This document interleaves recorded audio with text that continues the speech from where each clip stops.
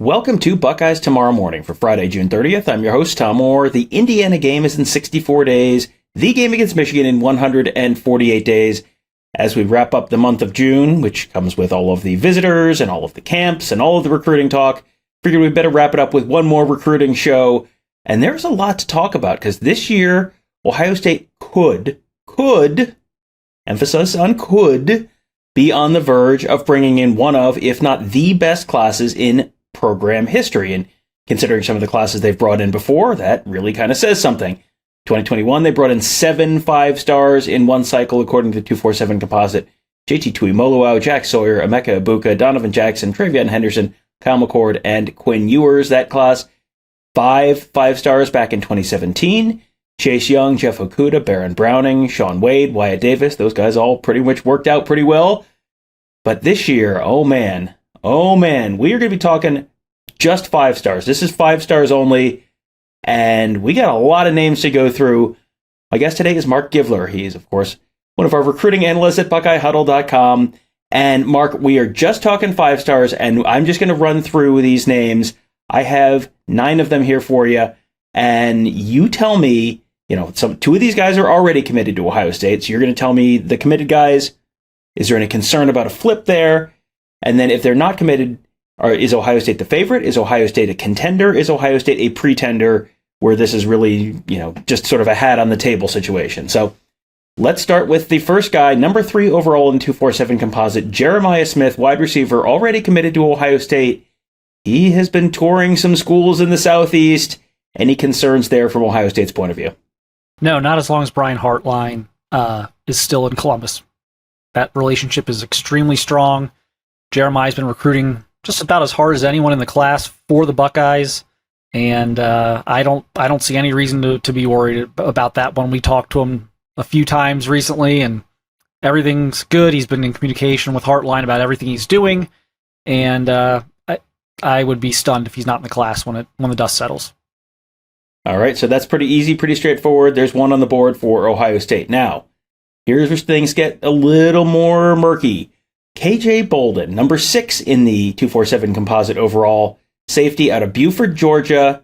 Ohio State, are they the favorite? Are they a contender? Are they a pretender for KJ Bolden in the 2024 cycle? I am going to be bold. No pun intended. I'm going to say the favorite right now. I think they hit a home run on the visit. If I had to pick a school right now, if I gun to my head, where's KJ Bolden going? I would take Ohio State. So I think I think the safe pick here would have been contender, but I do think, even if it's a small favorite, I think they are a very small favorite right now. Wow, it's so odd to be on a podcast with someone who actually makes bold predictions. That's so weird. All right. So next up, number 9 overall, Dylan Stewart, edge rusher from Washington, D.C., Ohio State, favorite, contender, or pretender? Contender. I have not been as optimistic about Dylan Stewart as maybe my Ohio State contacts have been, and as fans have been. I tend to think he goes somewhere else. I think Ohio State's running 2nd or 3rd right now. I could see him ending up at South Carolina even, which is kind of a weird final group of schools there. Georgia's on there, of course, but South Carolina, Miami, going to be an interesting finish here. I think Ohio State's in it, but again, I'm not as optimistic as some, and I'm going to say just contender on that one. All right, let's stay on the defensive line. Number 14 overall in the 247 Composite, Justin Scott, defensive tackle out of Chicago, another recent visitor to Ohio State, another Larry Johnson target. Where do things stand with him right now? Where is Ohio State in his recruitment? I've got him on borderline contender-pretender status. I will say contender right now. He did make the official. I think Ohio State didn't walk away from that visit feeling they had to give up on him. I think they still feel like they're going to plug away at that one. I don't think he's going to end up at Ohio State, but I think they're at least on the short list. All right, and then next up, the other 5-star committed wide receiver, Mylan Graham, number 19 overall. We saw him at Ohio State camps in June. I'm assuming things are relatively solid there for Mylan Graham in Ohio State. Yeah, no concerns there. It's amazing to sit here and think that you can go and sign, and not disrespect the other receivers they signed last year because it was a great four-man haul, but it's amazing to me to think they could sign Brandon Inniss and Carnell Tate last year and then back that up with probably an even better tandem in Mylan Graham and Jeremiah Smith Jr. Just nuts. Those guys are going to be early contributors. All right, another guy who is potentially a wide receiver, maybe a defensive back. He's listed as an athlete right now by some of the services. Number 20 overall, Jojo Trader, wide receiver or defensive back from Chaminade Madonna Prep down in South Florida. Contender, pretender, favorite? Where are the Buckeyes with Jojo Trader? It's strange because I don't think pretender all the way, because I actually think they're running second, but I think Miami would really have to struggle this year. I think Miami's in a good spot there right now. So I'll say contender just because of the relationship with Brian Hartline.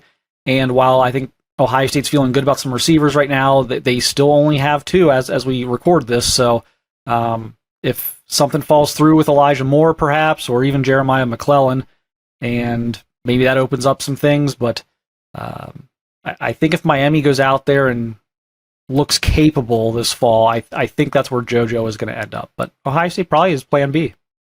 Miami football, what could possibly go wrong? And no chance they would go out there and disappoint. Yeah, no, I think, it's been, 20 years or so in a row, just very consistent, solid top five every year. Yeah, no, absolutely. Nothing that could possibly go haywire there. What happened 20 years ago? I think there was a game out in Arizona, if I remember correctly.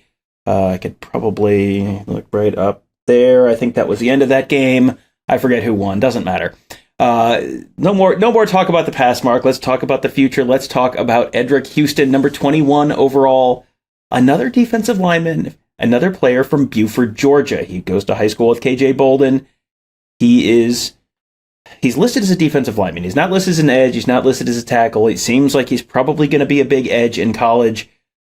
Is Ohio State a leader, contender, pretender? Where are they for Eddrick Houston right now? Strong favorite. I would be genuinely, and I don't say this often about a 5-star kid from Georgia or the South or anything, like especially a big lineman. Those guys tend to stay with close to mama in the South. But as strong of a favorite as I could possibly insist upon that without being publicly committed to Ohio State, and that's a decision that I think is coming down August 22nd. Still, I don't anticipate he's going to move it up, but we'll see. But I think Ohio State has a big lead. All right, so before we move on to the next one, Eddrick Houston from Buford, Georgia. You have Ohio State as the favorite there. KJ Bolden from Buford, Georgia. You have Ohio State as the favorite there. Maybe less of a favorite, but the favorite there as well. 5-star quarterback Dylan Raiola just transferred to Buford, Georgia. Does that impact your view of these recruitments at all? Do you think that's something that at all maybe changes the calculus for either of those guys? No. You can insert my rant from my podcast with Kevin the other day. Bolden and Houston are defensive prospects, so none of them are catching passes from Raiola at the next level. But what program, Georgia's won 2 national championships in a row, and they're the favorite to win a third in a row. And quite frankly, I think the only legitimate argument against Georgia winning a third in a row is that it's just too hard to win 3 in a row, because I don't know that you can really argue against their talent or their schedule, which sets up very nicely. But I say all that to say, if back-to-back national championships and having the best defense in the country like 3 years running aren't enough to get Eddrick Houston and KJ Bolden, why on earth would Dylan Raiola make a difference? Yeah, nothing to worry about there on that front, at least on the Dylan Raiola front for Ohio State fans. You heard it here first. All right. Well, I guess you heard it on the Skull Session podcast first, but you heard it here second. So there you go. Make sure you subscribe to the Skull Session podcast. By the way, Mark and Kevin do a great job with that. Real deep dives on recruiting. Very, very good stuff, and always worth your time. And if you're enjoying this show, you will definitely enjoy that show as well. All right. Next up, Kobe Black, number 23 cornerback from Waco, Texas. All the crystal balls say University of Texas is where he's headed. Is Ohio State just a hat on the table, or are they potentially more than that here? I'll say contender. I do think he's going to Texas, but I think it is Texas or Ohio State. I think Ohio State's running second right now, so it's hard to call them a pretender if they're one of the top two. But I do think he's probably going to Texas. But I think Ohio State really opened his eyes on that official visit and maybe made this interesting. So we'll see how it goes. All right, and the last guy that's a current 5-star in the 247 composite that I want to ask you about was Brandon Baker, number 26 overall, offensive lineman from Mater Dei. Ohio State also going after Jordan Davison, a 2025 running back out of Mater Dei. So that's a score where they have not had a ton of success. But maybe this time. Mark, Ohio State favorite, contender, pretender for Brandon Baker? Again, I think contender, but maybe closer to pretender than to favorite. I do think he's going to stay out west, whether that's USC or Oregon. I'm not too sure on that one yet, but I just have never had a great feeling about that. I don't know that Ohio State's going to be able to overcome the geography issue there, but they're certainly, I think, in his top maybe three. I think maybe they're running third behind those two schools, so they're in there. And hey, I mean, here's another thing. That one may go into November. That could go into if that one goes into the fall, who knows what could happen at that point? Who knows how seasons go for these three teams and how thoughts could change. And maybe if it goes in the fall, I mean, maybe you get him out on an unofficial visit again in the fall. They've already got him on one unofficial visit. He's burned his official, but so for those reasons, I'll stick with contender up, but I'm not super optimistic there right now. All right, so those are 9 guys who are currently ranked as 5 stars in the 247 composite. Ohio State's 2024 quarterback commit Aaron Noland, currently 3 spots away from being a 5-star as well. He's number 35. So there are 10 plausible 5 stars without a significant jump. Bryce West is in the top 50. If Bryce West jumps 20-ish spots, he could be a 5-star. But of those 9 guys, plus Aaron Noland, so that's 10 who are kind of in that plausible 5-star range right now. 3 currently committed. Seems like all 3 of those are solidly committed. You've got a couple others as being the favorites right now, KJ Bolden and Eddrick Houston, so that gets you to 5.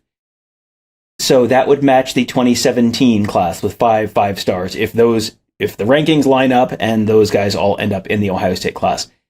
Is there a chance in your mind, or how, what level of chance, what probability would you give it that they end up with at least 7 5 stars in this class, which would match the 2021 class?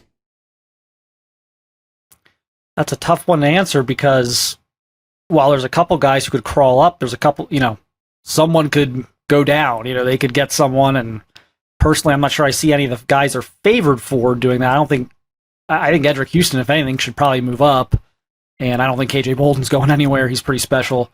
So I think maybe it's more the longer shot guys that could slip, but I'll say possible and maybe not likely at this point. But here's another name to kind of think about with that. Aaron Scott's a 5-star on 3, pretty high up there. So if he could, I think he's got I think it might be ESPN. One of the sites kind of has him weighed down pretty far. If he could make a jump, they could, and they've got to land him first, but that's another name that could maybe sneak up there. I think they'll get to 5, maybe 6. It'll be close. It'll be close though. I would say maybe 60-40 no. I think it's possible they could tie it. Yeah, Aaron Scott right now number 34 in the 247 rankings, so real close to 5-star status, number 53 in the 247 composite, so he would have to... Yeah, I think it's ESPN is really weighing him down. And I know I think Rivals has him a little bit low too, but he's high enough on some other ones that if he just moves up a little bit. All right, and since you brought up Aaron Scott, I wasn't even going to do it, Mark, but since you brought up Aaron Scott, I am contractually obligated to ask you, what's the latest with Aaron Scott? Let's put that hypothetical gun to your head again. Where is Aaron Scott headed? I have just not been as concerned about this one as maybe a lot of people have, and I'm not saying it's a slam dunk 100%, but I feel really strongly that Aaron Scott's going to go to Ohio State, and I've kind of always felt that way. I thought the visit went really well. I know he wants to get out there on the field, but I think they've laid out that path of like, hey, you come in and do these things. Here's the corners, they're losing. Here's kind of how the room is shaking out right now, and here's how many corners they're playing. And the slot position has kind of morphed from it's more of a safety role to I think they're starting to look at more of their corners there. So that could kick someone inside and get them on the field earlier.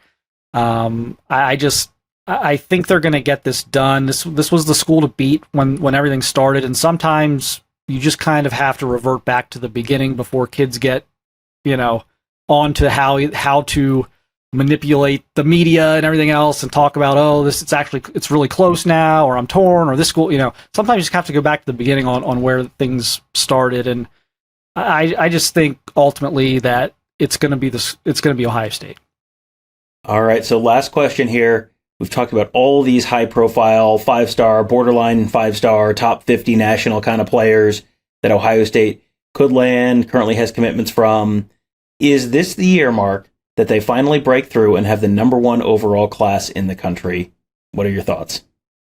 This would be the right year to do it because what has tripped them up in the past has been class size.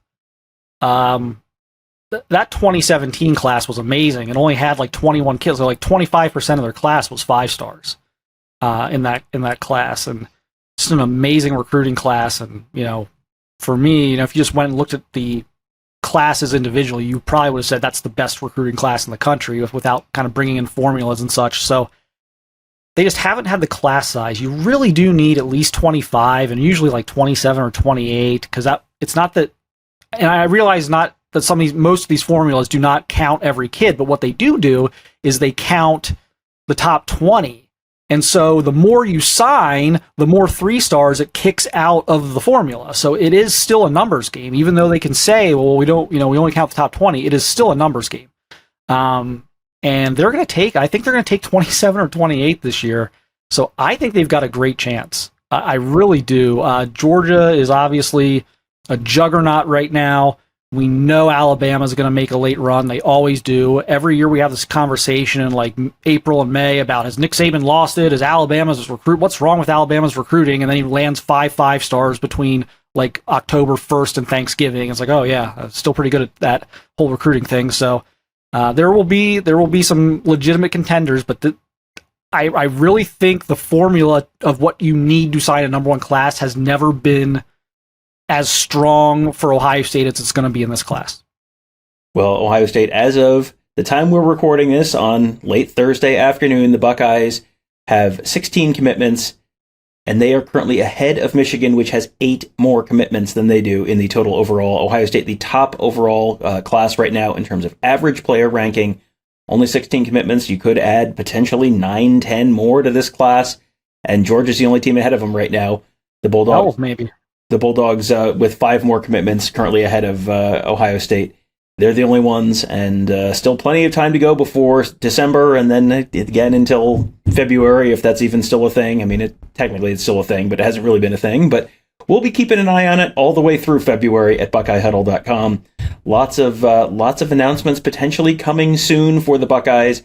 Several key prospects with announcements set in the month of July. We are going to be keeping an eye on all of those, as well as some other, visitors who are coming up later in the fall. All of the fun twists and turns you've come to love and hate in recruiting.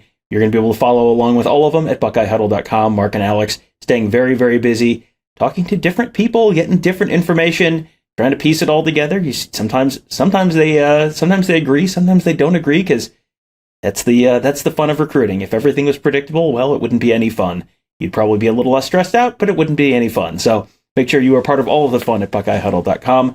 And make sure you also check out that Skull Session podcast that I mentioned earlier. Mark and Kevin do a great job on that. Great. If you're listening to this, you are into recruiting. So if you're into recruiting, you should be listening to that. So make sure you're subscribed to that, as well as the Buckeye Weekly podcast and all of our shows. You can just find them all. Just search Buckeye Huddle on whatever your podcast platform of choice is. And we would really appreciate it if you'd leave us a 5-star rating and review as well. That helps other folks find those shows. I don't quite know how, but somehow it does.